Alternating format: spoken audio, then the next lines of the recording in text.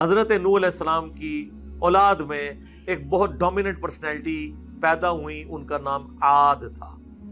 انہی کے نام کے اوپر یہ قوم عاد، جس میں شرک کیا عقائد آگے، تو اللہ تعالیٰ نے ان کی طرف ہود علیہ السلام کو پیغمبر بنا کے بھیجا۔ وَإِلَىٰ عَادٍ أَخَاهُمْ هُودًا، اور ہم نے قوم عاد کی طرف ان کے بھائیوں میں سے ہود کو بھیجا۔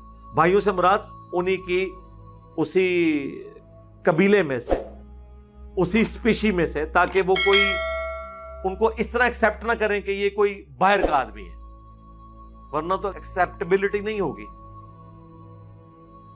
قال یا قوم اعبدوا اللہ، انہوں نے بھی وہی بات کی نوح علیہ السلام والی، اے میری قوم عبادت کرو اللہ کی، ما لکم من الہ غیرہ، تمہارا کوئی معبود نہیں ہے سوائے اس اکیلے اللہ کے، افلا تتقون، کیا تم ڈرتے نہیں ہو؟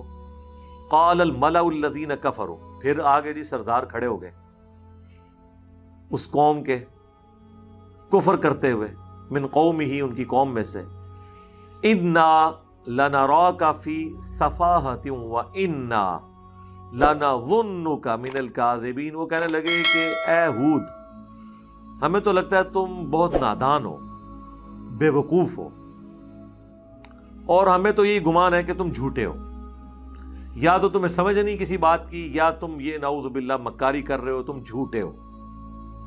قال یا قومی لیس بی صفاہۃ، وہ کہنے لگے اے میری قوم، میں کوئی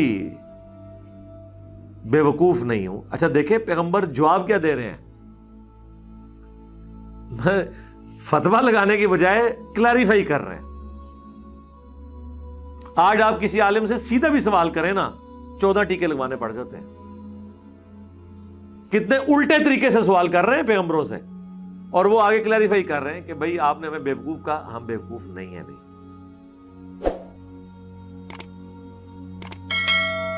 وَلَٰكِنِّي رَسُولٌ مِّن رَّبِّ الْعَالَمِينَ، بلکہ میں تو رسول ہوں اس رب کی طرف سے جو سارے جہانوں کا پالنے والا ہے۔ اُبَلِّغُكُمْ رِسَالَاتِ رَبِّي، اور ڈیوٹی کیا ہے میری، تاکہ میں پہنچا دوں تمہارے تک میرے رب کا پیغام۔ وَأَنَا لَكُمْ نَاصِحٌ أَمِينٌ، اور میں تمہارا خیر خواہ ہوں، اور بڑی دیانتداری سے اللہ کا پیغام، اس کی دھمکی تمہارے تک پہنچا رہا ہوں۔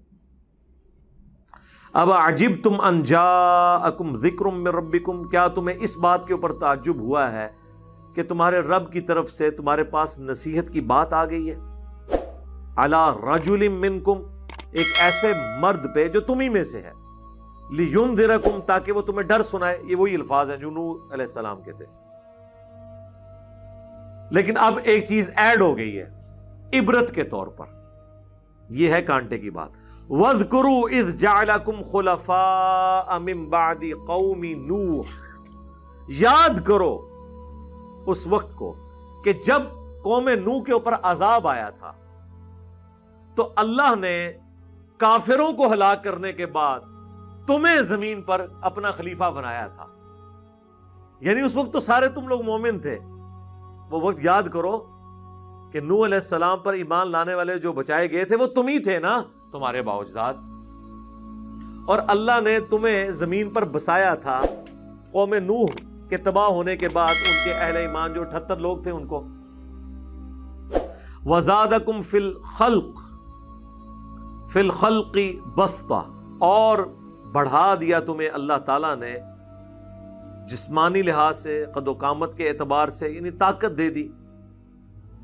فَاذْكُرُوا آلَاءَ اللَّهِ لَعَلَّكُمْ تُفْلِحُونَ، تو یاد کرو اس اللہ کو، اس کی نعمتوں کو، تاکہ تم کامیاب ہو سکو۔ یہ تھوڑی نعمت تھی کہ تمہارے آباء و اجداد ایمان کی وجہ سے بچائے گئے، آج تم ان کی نسلیں کفر اختیار کر رہے ہو، تو اللہ تعالیٰ کی اس نعمت کو یاد کرو۔ قالوا اجئتنا لنعبد اللہ وحدہ، تو کہنے لگے کیا تم ہمارے پاس اس لیے آئے ہو کہ ہم اکیلے اللہ کی عبادت کریں؟ وَنَذَرَ مَا كَانَ يَعْبُدُ آبَاؤُنَا، اور ہم چھوڑ دیں ان ہستیوں کو جن کی عبادت پہ ہم نے اپنے آباء و اجداد کو پایا ہے۔ یعنی ہم اپنے بزرگ بابوں کو چھوڑ دیں، یعنی ہم یہ کہنا شروع کر دیں کہ باب شاہی کوئی نہیں. فَأْتِنَا بِمَا تَعِدُنَا إِن كُنتَ مِنَ الصَّادِقِينَ، اگر تو سچا ہے نا تو لے آ وہ عذاب جو تو ہمیں وعدہ دیتا ہے، اگر تو سچا ہے تو.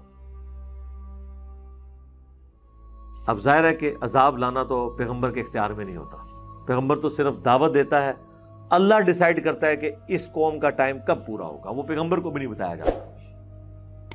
ورنہ تو ظاہر ہے پیغمبر کے لیے وقت گزارنا مشکل ہو جائے. مجھے بتائیں نوح علیہ السلام کو اگر اللہ تعالیٰ بتاتا کہ 950 سال کے بعد یہ سب کچھ ہونا ہے، وہ 950 سال تو ان کے لیے 9,500 سال بن جانے تھے، کیونکہ انتظار کا تو ایک ایک لمحہ کتنا مشکل ہوتا ہے. ہمیں کوئی بتاتا کہ جی آپ کی یہ دعوت کو جو عروج ہے 2021-22 میں جا کے ہوگا، 2008 میں جب کام شروع کیا تھا تو یہ 14 سال جو ہے یہ 1400 سال کے برابر ہوتے ہیں ہمارے لیے.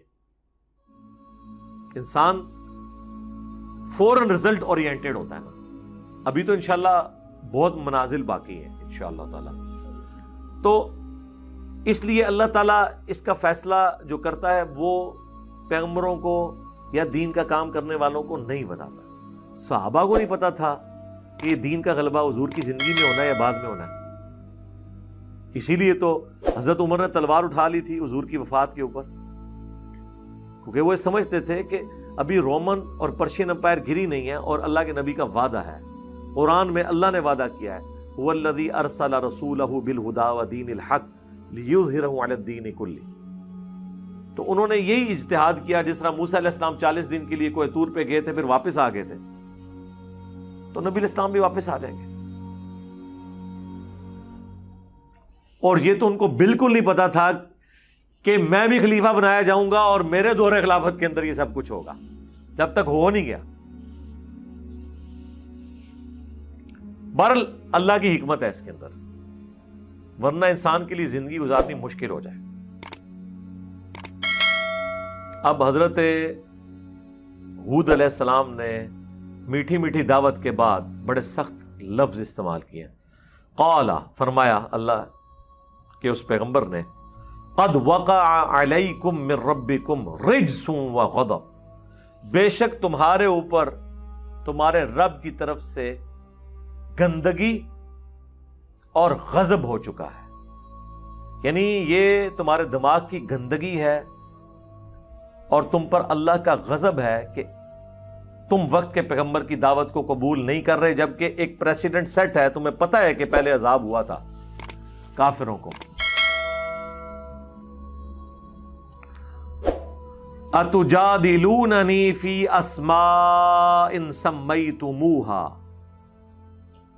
کیا تم ان ناموں کی بنیاد پہ جھگڑ رہے ہو جو رکھ لیے ہیں تم نے وآباؤکم، اور تمہارے آباء و اجداد نے.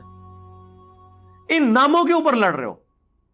جس طرح آج ہم لوگوں کے قرآن میں یہ لکھا ہے، حدیث میں لکھا ہے، وہ سیدھا کہتے ہیں جی آپ داتا صاحب کو نہیں مانتے، ہاں آپ غریب نواز کے منکر ہیں، آپ غوث پاک کو نہیں مانتے. تو ان کے آگے بھی یہی آیت پڑھا کریں آپ، جسے فٹ اسے گفٹ. کیا تم ان ناموں کے ساتھ ہمارے ساتھ جھگڑا کر رہے ہو جو تم نے اور تمہارے آباء و اجداد نے رکھ لی ہیں؟ ما نزل اللہ بہا من سلطان، اللہ نے ان کی کوئی سند نازل نہیں کی. اچھا ان بزرگوں کے بھی کوئی اللہ نے سند نازل کی ہے؟ پڑھتے ہیں قرآن سے، الا ان اولیاء اللہ لا خوف علیہم ولا هم یحزنون، نام ان کے لینے شروع کر دیتے ہیں. اور یہ تو قرآن کے بعد آئے ہیں. قرآن کے زمانے کے اولیاء تو صحابہ اور اہل بیت ہیں. نہیں جی وہ سلسلہ قیامت تک جاری ہے. قیامت تک جاری ہے تو پھر آپ کا فرقہ کون سا ہے؟ جی میں بریلوی ہوں. تو پھر یہ اشرف تھانوی صاحب بھی وہ ولی اللہ ہی ہے نا؟ اور نہیں جی نہیں مریض الامت ہے. نہیں وہ تو دیوبندی تو اسے حکیم الامت کہتے ہیں. اور جی وہ کہتے ہیں نا، تو کون ہے؟ کہتے ہیں جی احمد بریلوی صاحب. نہیں وہ دیوبندی تو انہیں کہتے ہیں مجدد دین بدعت. اور جی وہ کہتے رہے نا جی ہم تو مانتے ہیں نا جی. یعنی بزرگ اپنے اپنے.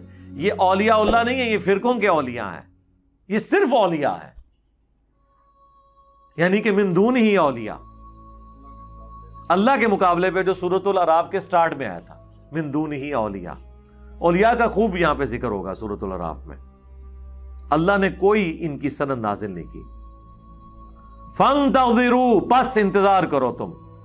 انی معکم من المنتظرین، میں بھی خود انتظار کرنے والا ہوں.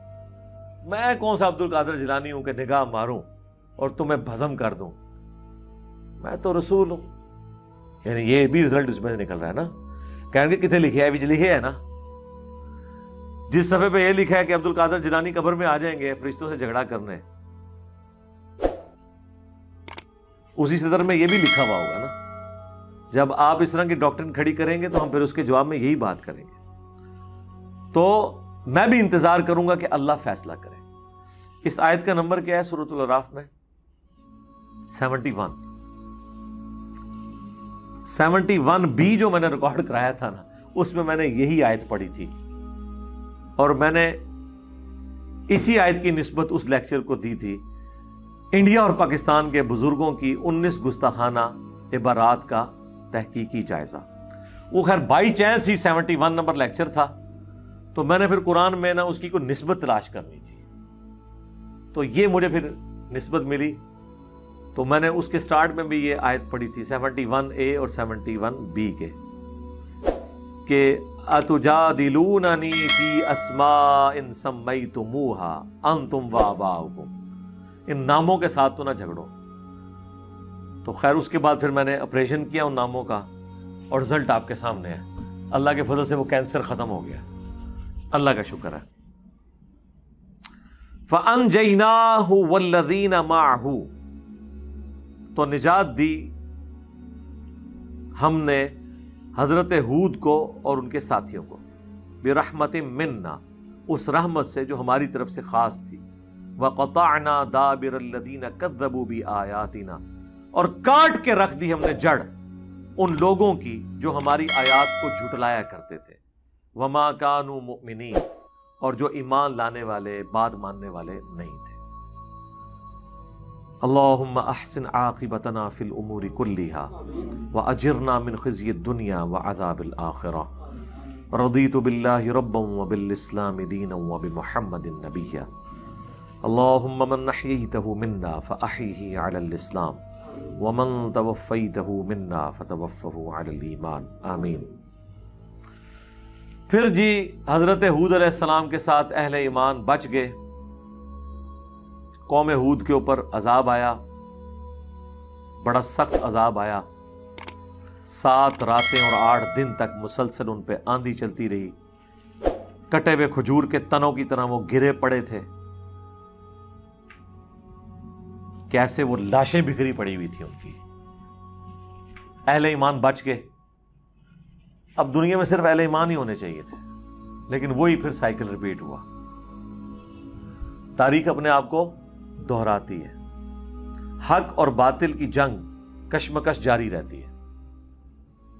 پھر اس امت کے اندر وقت گزرنے کے ساتھ ساتھ مشرکانہ اوہام، شرکیہ ایکٹیویٹیز، دنیا کی محبت کے غلبے کی وجہ سے، شیطان کے انفلوئنس کی وجہ سے، نفس کے غلبے کی وجہ سے آنا شروع ہوئی. پھر 2 پارٹیاں بن گئیں.